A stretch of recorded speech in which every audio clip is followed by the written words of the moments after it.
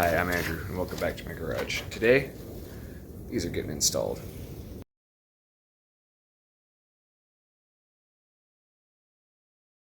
So you may remember from our last video, I gutted these so that they are on all the time. No more C9, no more timeouts.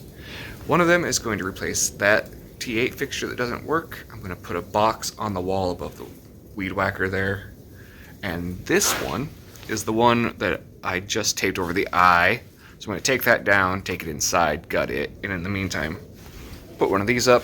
And that is just some really inefficient B30 bulbs that I'm going to put there. And I'll have one spare one. I think I'll put it up in this corner. I don't know. That one, these three, and that one were all on clearance. So you can see that I'm just making more light as I go, best I can. All right. I'm going to go turn the lights off so that there's no power out here.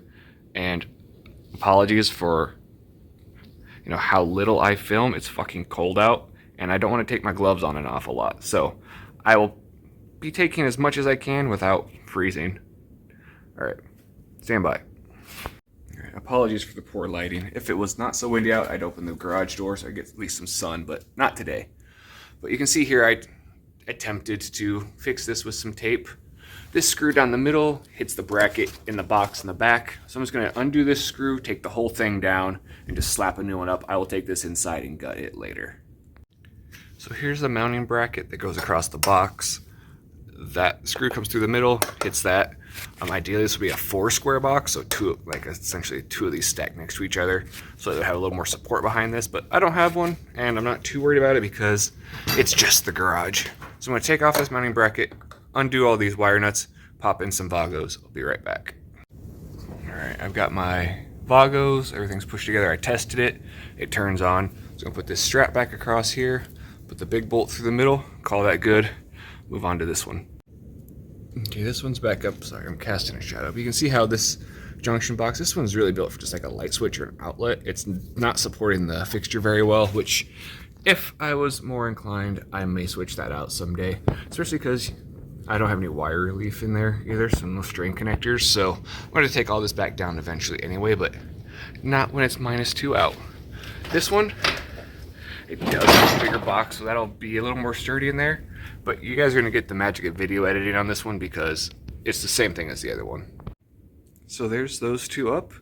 I don't know if you can tell, but I can sure tell it's a whole hell of a lot brighter in here. So next up, getting that fluorescent fixture down. I'm going to take the bulbs down and just set them aside. You have to recycle them properly. They got dangerous chemicals in there. I'm going to go up, get that wire undone, take it down, put a box up, and install the light.